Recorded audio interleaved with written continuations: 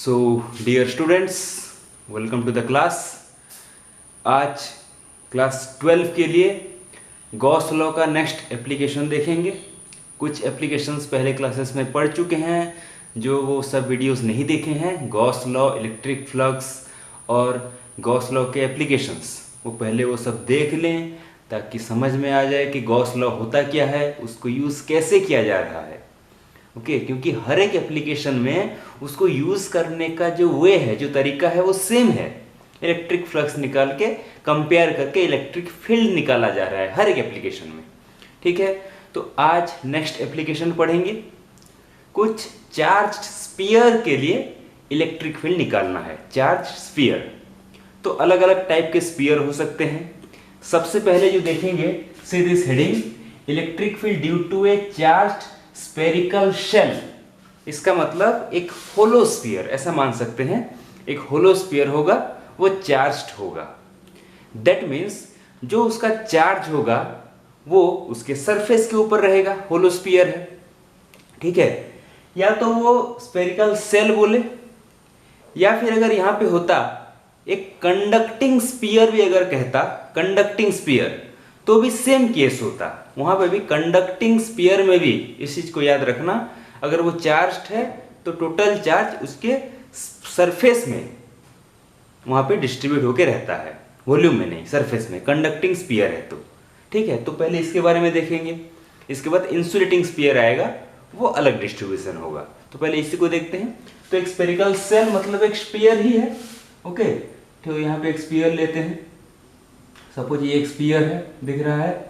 Okay, तो sphere का एक रेडियस है, suppose this is R, capital R, ठीक है। सेंटर है इसका ओ, रेडियस है आर, और ये चार्ज्ड है। Okay, suppose Q amount of charge इसके सरफेस में होगा। अच्छा, एक चीज और, सरफेस में चार्ज डिस्ट्रीब्यूट है तो क्या यूज करेंगे? सरफेस चार्ज डेंसिटी, जो हम प्लेट के लिए किए थे, शीट के लिए, ठीक है। तो यहाँ पे क्यू इसके सरफेस पे डिस्ट्रीब्यूट है। तो यहाँ पे हमें इलेक्ट्रिक फील्ड निकालना है, तो तीन अलग अलग प्लेसेस में निकालना पड़ेगा। फॉर्मूला तीन अलग अलग प्लेसेस, एक होगा आउटसाइड द स्फीयर, एक होगा ऑन द स्फीयर, और एक होगा इनसाइड द स्फीयर। तीन अलग अलग केसेस यहाँ पे लेना है, ठीक है। तो चार्ज कैसे डिस्ट्रीब्यूट है? इसके सरफेस पे। ये क्लियर है पहले? तो सपोज पहले एक पॉइंट लेते हैं आउटसाइड द स्फीयर। यहाँ पे P एक पॉइंट है जो कि है आउटसाइड। पहले आउटसाइड पॉइंट के लिए निकालते हैं।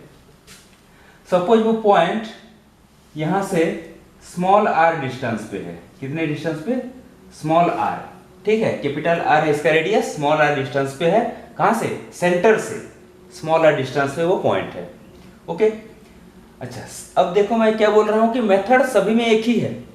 वो पॉइंट हमें मिला, तो यहाँ पे फील्ड निकालने के लिए गॉसियन सरफेस चाहिए। हम गॉस लॉ को अप्लाई करेंगे ना, तो गॉसियन सरफेस चाहिए।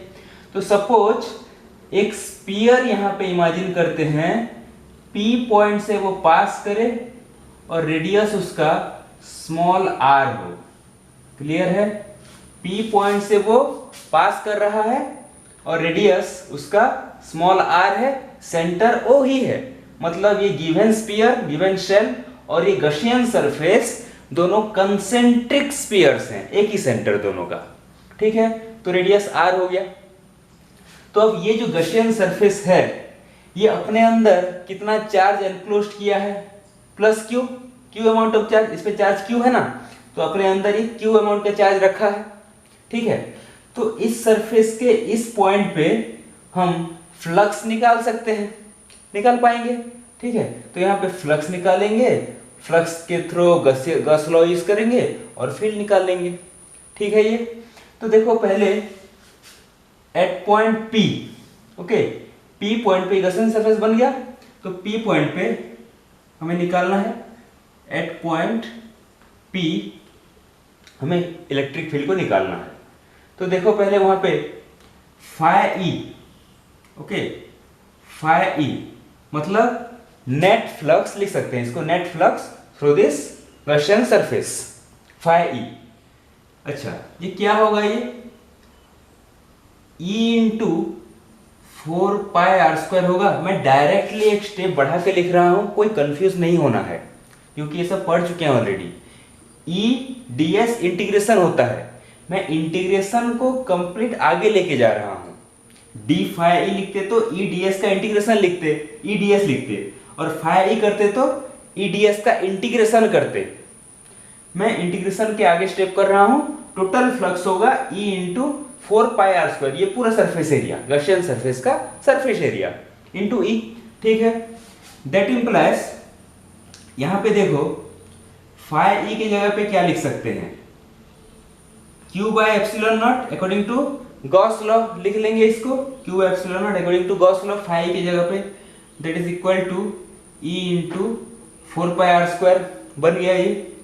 That implies E will be, देखो इसको इधर ले आओ, 1/4πε0 Q/r² होगा, यहीं से मिल रहा है हमें E equal to this much. ठीक है, तो इलेक्ट्रिक फील्ड का फॉर्मूला ऐसा ही दिखता है भी है। ओके, मतलब यहाँ पे अगर इस सेंटर पे एक पॉइंट चार्ज Q होता तो यही फॉर्मूला मिलता। ठीक है, इस चार्ज डिस्ट्रीब्यूशन के लिए भी यही फॉर्मूला हमें मिला। ओके, तो ये बनेगा यहाँ पे इलेक्ट्रिक फील्ड। ठीक है, ये एक फॉर्म में है। और एक फॉर्म में देखो, अगर इस शेल का सरफेस चार्ज डेंसिटी सिग्मा है तो sigma equal to Q/4π R² होगा। Q बाय एरिया होता है ना, चार्ज बाय एरिया, तो इसके ऊपर चार्ज Q है, सरफेस एरिया 4πR² स्फीयर का जो गिवन शेल है, तो इतना होगा sigma. That implies Q charge will be sigma into 4πR², ये भी होगा Q। तो यहाँ पे अगर यूज कर देंगे तो E विल बी 1/4πε0 Q की जगह पे sigma 4πR² by small r का square, that is equal to 4π cancel होगा यहाँ पे, बाकी रहा सिग्मा r² बाय ε0 r²। ये भी एक फॉर्म है, ये भी फॉर्मूला है, वो भी फॉर्मूला है। ठीक है, यहाँ पे चार्ज के अकॉर्डिंग है, वो सरफेस चार्ज डेंसिटी के अकॉर्डिंग है। ठीक है, ये दोनों कहाँ पे ये निकला, आउटसाइड द स्फीयर और सेल। ठीक है ये।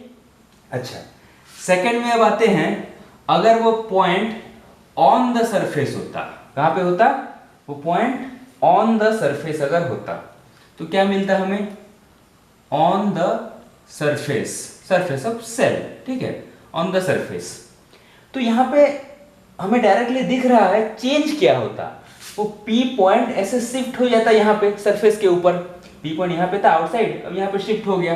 तो अगर ऐसा होगा तो small r equal to capital R हो जाएगा।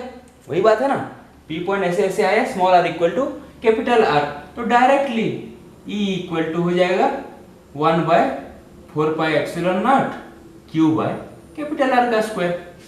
यहाँ पे स्मॉल r था उस टाइम पे, अब R equal to capital R हो गया, तो यहाँ पे कैपिटल R लिख देंगे, ये होगा। या फिर उस फॉर्मूले के हिसाब से E इक्वल टू सिग्मा क्या था, सिग्मा r² बाय ε0 r² था। ठीक है, दैट इंप्लाइज ये दोनों इक्वल तो कट जाएंगे, तो सिग्मा बाय ε0, ये भी हो सकता है फॉर्मूला ऑन द सरफेस, ये वाला। ठीक है, और ये सबसे मैक्सिमम होता है, ये सबसे मैक्सिमम होता है। क्यों होता है अब देखते हैं आगे। ये हो गया ऑन द सरफेस, नोट कर रहे हैं। ठीक है, अब आते हैं inside the surface, inside the shell, inside the shell. ठीक है, इनसाइड द सेल। ओके, अच्छा, इस डायग्राम को थोड़ा चेंज करते हैं। देखो, अब P पॉइंट जो होगा वो इनसाइड होगा, P पॉइंट जो होगा वो इसके अंदर होगा। ठीक है, तो क्या होगा, P पॉइंट अगर इनसाइड हो गया तो सपोज इसके अंदर कहीं पे P है, यहाँ पे कहीं पे P पॉइंट है। ठीक है, तो उसके लिए भी गॉसियन सरफेस इमेजिन करते हैं, इसके अंदर R डिस्टेंस पे है, ये कोई स्मॉल r है, तो इसके अंदर। अब देखो ये होलोस्फीयर है। ठीक है, होलोस्फीयर है तो इसके अंदर चार्ज कितना है, 0, नो चार्ज, सभी चार्ज तो कहां पे है, सरफेस पे है। तो ये जो गॉसियन सरफेस बना, ये जो एक तो स्फीयर इमेजिन किया गॉसियन सरफेस, वो कितने चार्ज को एनक्लोज किया है, that is the point. Charge बहुत ही इजी है, charge enclosed bye Gaussian surface zero है, कोई चार्ज इनक्लोज नहीं किया है, पूरा चार्ज तो बाहर है, और हम पढ़ चुके हैं आउटसाइड द चार्ज के लिए फ्लक्स जीरो। ठीक है, तो अगर चार्ज जीरो है तो फाई ई इक्वल टू भी जीरो ही होगा, चार्ज तो जीरो है अंदर। अगर फाई ई जीरो है तो ई 4 पाई आर स्क्वायर जो फाई फ्लक्स का फॉर्मूला होगा वो भी जीरो होगा। ठीक है, ये तो ई भी जीरो होगा, उसमें क्या प्रॉब्लम है।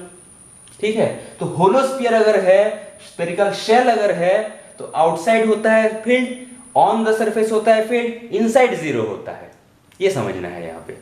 ठीक है, तो ये सब फॉर्मूला जो निकाले उसको याद रखेंगे, कैसे डिराइव करना है वो तो इजी ही प्रोसेस है। ओके, तो इसके लिए अगर ग्राफ ड्रॉ करेंगे, इस टाइप का ग्राफ मिलेगा, ये आर हो गया और ये ई हो गया।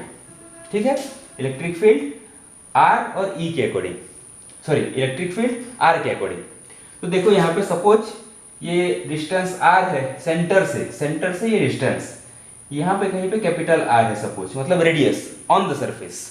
ठीक है, तो ग्राफ कैसे मिलेगा, जब हम सेंटर से सरफेस तक आए, कोई इलेक्ट्रिक फील्ड नहीं, जीरो अभी मिला है, तो यहाँ पे कोई ग्राफ नहीं। जब आर पे आए तो हमें एक वैल्यू मिला, सपोज ये वाला वैल्यू। ठीक है, यहाँ पे ई आर उसको लिख देते हैं, ये वाला वैल्यू मिला। उसके बाद अकॉर्डिंग टू, अगर आउटसाइड जाएंगे तो फॉर्मूला के हिसाब से 1/4 pi epsilon naught Q by R square के अकॉर्डिंग वहां पे डिक्रीज होते होते जाएगा, ऐसे टाइप का डिक्रीज होगा। ठीक है, आर स्क्वायर के साथ इनवर्सली प्रोपोर्शनल है, तो ऐसे ग्राफ हमें मिलेगा। यहाँ पे कोई फील्ड नहीं, तो इसलिए मैक्सिमम कहाँ पे है, मैक्सिमम है सरफेस पे, मैक्सिमम इलेक्ट्रिक फील्ड उसके सरफेस पे होता है, ये वाला ई आर जो है ये वाला। ठीक है, उसके बाद फिर डिक्रीज करेगा, पहले जीरो, सरफेस पे मैक्सिमम, फिर डिक्रीज करता है फील्ड। ये स्फेरिकल शेल का केस है, समझ में आ रहा है। ठीक है, तो स्फेरिकल शेल कहे या कंडक्टिंग स्फीयर कहे तो यही वाला केस होगा, inside the sphere zero, no electric field, और on the surface maximum electric field, and outside the sphere उसके लिए फॉर्मूला है, वो डिक्रीज होते होते जाएगा अकॉर्डिंग टू द फॉर्मूला। तो अब देखते हैं, अगर इंसुलेटिंग स्फीयर है, अगर हमें क्वेश्चन में बोले इंसुलेटिंग स्फीयर, तो उसके लिए इलेक्ट्रिक फील्ड निकालेंगे बाय यूजिंग गॉस लॉ। ठीक है, तो इंसुलेटिंग स्फीयर अगर होगा दैट मींस सॉलिड स्फीयर, ये सॉलिड स्फीयर होगा और इंसुलेटिंग होगा। स्फीयर में लिया हमें, सॉलिड स्फीयर है, होलो स्फीयर नहीं। तो यहां पे हाँ, इसका रेडियस फिर से वही लेते हैं, आर, सेंटर ओ है। ओके, तो अगर ये सॉलिड स्फीयर है, इंसुलेटिंग स्फीयर है, तो इसके पास जो चार्ज होगा प्लस क्यू, वो इसके वॉल्यूम में डिस्ट्रीब्यूट होगा through out the volume, not surface. तो वॉल्यूम में अगर यूनिफॉर्मली डिस्ट्रीब्यूट होता है तो वहां पे हमें वॉल्यूम चार्ज डेंसिटी मिलता है, rho equal to charge by volume. Volume कितना होगा, 4/3 पाई आर क्यूब, ये वॉल्यूम होता है, volume charge density q by 4/3 pi r cube, that means charge equal to rho into 4/3 pi r cube. पहले इस चीज को कंसेप्ट क्लियर हो जाएंगे थोड़ा सा। डिस्ट्रीब्यूट कैसे हुआ है, वॉल्यूम में डिस्ट्रीब्यूट हुआ है, नॉट ऑन सरफेस। वहां पे सरफेस डिस्ट्रीब्यूशन था इसलिए सिग्मा, यहाँ पे लाइन डिस्ट्रीब्यूशन है लैम्बडा, यहाँ पे वॉल्यूम डिस्ट्रीब्यूशन है तो रो। ठीक है, वॉल्यूम चार्ज डेंसिटी। तो वही केस है, पहले आउटसाइड के लिए निकालते हैं। ओके, पहले वही आउटसाइड के लिए, तो आउटसाइड पे एक पॉइंट लेते हैं, यहाँ पे सपोज वो आर डिस्टेंस पे पी पॉइंट है, तो वही सेम केस यहाँ पे भी एक गॉसियन सरफेस इमेजिन करो जो कि एक स्फीयर होगा पासिंग थ्रू पी। ठीक है, और उसका रेडियस होगा स्मॉल आर, वही लिखेंगे, imagine a Gaussian surface passing through point P with radius small r, centre O. तो यहाँ पे भी this given sphere, insulating sphere and this Gaussian surface both are concentric spheres, एक ही सेंटर है दोनों का। ठीक है, ये तो आउटसाइड जैसे पहले निकालेंगे वही सेम केस यहां पे। अगर इस पॉइंट पे हमें निकालना है तो फ्लक्स क्या होगा, पी पॉइंट पे फ्लक्स इक्वल टू वही सेम, अगर इलेक्ट्रिक फील्ड ई है, ठीक है, और इसका एरिया, आउटर सरफेस का एरिया 4 पाई आर स्क्वायर, वही सेम केस है। ठीक है, तो यहां पे भी फ्लक्स के लिए लिख सकते हैं Q बाय एप्सिलॉन नॉट। क्यों, क्योंकि ये पूरा गॉसियन सरफेस क्यू चार्ज को एनक्लोज किया है अपने अंदर। तो according to Gauss law Q by epsilon naught this is equal to E 4 pi r square, so E equal to 1 by 4 pi epsilon naught Q by r square। वही same चीज हमें मिला जो इसके पहले केस में मिला था, ये वाला फॉर्मूला, ठीक है। पर रो को अगर यूज करेंगे दिस डेंसिटी तो थोड़ा अलग होगा। Q के जगह पे इसको रख दो, so this will be also equal to 1 by 4 pi epsilon naught Q की जगह पे rho 4 by 3 pi r cube divided by R square. Okay, तो यहां पे भी 4 पाई कैंसिल हो गया, बाकी रहा rho capital r cube divided by 3 epsilon not small r का स्क्वायर। ये भी फॉर्मूला होगा according to what, volume charge density. ये भी फॉर्मूला होगा, नोट कर लेंगे। ये फॉर्मूला है, ये भी फॉर्मूला है, electric field at outer point, ठीक है ये। अच्छा, सेकंड केस में आते हैं, वही बात है, अगर पॉइंट ऑन द सरफेस होगा, अगर पॉइंट ऑन द सरफेस होगा तो भाई सेम केस है। अगर P पॉइंट शिफ्ट हो जाए P से यहां से इसके ऊपर, तो भी सेम केस है, small r equal to capital R बनेगा। तो यहां पे यूज करते जाओ, E will be 1 by 4 pi epsilon naught Q by capital R का स्क्वायर, ये पहले फॉर्मूला मिलेगा। और सेकंड में हमें मिलेगा E विल बी, यहाँ पे यूज कर दो, ठीक है, R की जगह पे स्मॉल r की जगह पे कैपिटल R, तो देखो यहाँ पे भी r स्क्वायर बनेगा और वो ऊपर कैंसिल होगा, तो रो r बाय 3 एप्सिलॉन नॉट ये हमें मिलेगा, ठीक है। ये चार्ज के अकॉर्डिंग और ये वॉल्यूम चार्ज डेंसिटी के according, rho r by 3 epsilon naught. समझ में आ रहा है? ये मिला हमें ऑन द सरफेस, ठीक है, नोट कर लेंगे। नेक्स्ट देखते हैं इनसाइड द सरफेस क्या होगा। वहां पे तो सिंपली हम बोल दिए इनसाइड कोई चार्ज नहीं है, नो चार्ज मतलब नो फ्लक्स, नो फ्लक्स मतलब डेराइव कर दिए वहां पे नो फील्ड, ओके, इनसाइड। पर यहां पे वैसा नहीं होगा, यहां पे वॉल्यूम डिस्ट्रीब्यूशन है, दैट मींस इनसाइड भी चार्ज है, तो इनसाइड भी हमें कुछ ना कुछ अमाउंट का इलेक्ट्रिक फील्ड मिलेगा। कैसे मिलेगा देखो, सपोज यहाँ पे पॉइंट है P इनसाइड दिस, ठीक है, ये P पॉइंट है, तो वैसे ही एक गसियन सरफेस इमेजिन करो, एट ए डिस्टेंस R है ये, ओके। तो ये जो स्फीयर अंदर बना गसियन सरफेस, चार्ज कितना एनक्लोज किया है वो पहले समझना है, ठीक है, ये कितना चार्ज रखा है। देखो सपोज वो Q डैश अमाउंट का चार्ज रखा है, Q डैश। अब वॉल्यूम चार्ज डेंसिटी इस पूरे मटेरियल का सेम है, रो ही है वो, ठीक है। तो इतने वॉल्यूम के लिए डेंसिटी का फॉर्मूला क्या होगा, this will be Q dash by उसका वॉल्यूम 4/3 पाई स्मॉल r का क्यूब, यही होगा यहां पे जितना है, ठीक है। तो that implies Q dash equal to rho into 4/3 pi r cube, ये बना क्या Q डैश, इसके अंदर कितना चार्ज रहेगा, ठीक है। ये अगर उसके अंदर उतना चार्ज है, ओके, अगर उतना ही चार्ज है उसके अंदर, तो वहां पे निकाल सकते हैं इसके लिए फील्ड। अब चार्ज तो एनक्लोज किया ना, इतना चार्ज एनक्लोज कर दिया वो, तो अगर फील्ड निकालेंगे उस P पॉइंट पे तो कुछ ऐसे मिलेगा हमें, E will be 1/4 pi epsilon naught Q dash by R square, यही होगा। Q डैश उतना चार्ज रखा है, that is equal to 1/4 pi epsilon naught, Q dash की जगह पे इसको लिख दो, rho 4/3 pi r cube divided by R square, that is equal to, देखो यहाँ पे 4 पाई कैंसिल, तो बाकी रहा रो r रहेगा, R स्क्वायर के साथ R cube cancel, by 3 epsilon naught, ठीक है, rho r by 3 epsilon naught, ये मिलेगा formula according to volume charge density, ठीक है। तो यहाँ पे देखो एक चीज, इसी से रो कांस्टेंट है, एप्सिलॉन नॉट कांस्टेंट है, तो E जो होगा वो डायरेक्टली प्रोपोर्शनल होगा R के साथ, ठीक है। अगर हम सेंटर से चलें, सेंटर से अगर सरफेस की तरफ चलें तो डायरेक्टली प्रोपोर्शनल, फील्ड बढ़ते हुए जाएगा डायरेक्टली सरफेस के ऊपर होगा, वो जो फॉर्मूला इसके पहले निकाले थे सरफेस के ऊपर, उसके बाद फिर डिक्रीज करेगा। तो यहाँ पे इनसाइड द स्फीयर एग्जिस्ट करता है फील्ड इतने फॉर्मूले से, इस फॉर्मूले से, ठीक है। तो यहाँ पे ग्राफ अगर ड्रॉ करेंगे तो कैसे मिलेगा? सपोज एक ग्राफ ड्रॉ करते हैं E वर्सेस R, ठीक है, ये R के लिए हो गया, ये E के लिए हो गया, ठीक है। सेंटर से चलेंगे, सपोज ये हो गया capital R on the sphere. तो यहां पे फिर से इसके लिए जो वैल्यू होगा ER सपोज, ठीक है, वहां पे क्या था 0 से R, इसके बीच में 0, नो इलेक्ट्रिक फील्ड, पर यहाँ पे इलेक्ट्रिक फील्ड है और वो स्मॉल r के साथ डायरेक्टली प्रोपोर्शनल है।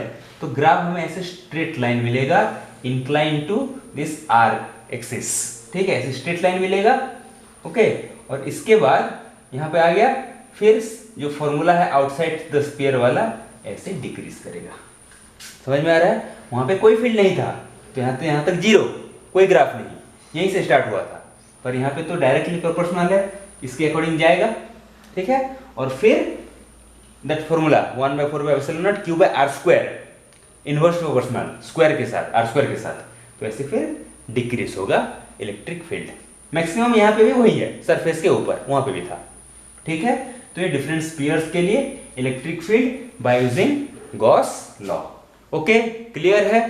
तो ये सब है different applications of Gauss law, यहाँ पे कंप्लीट हुआ, ओके।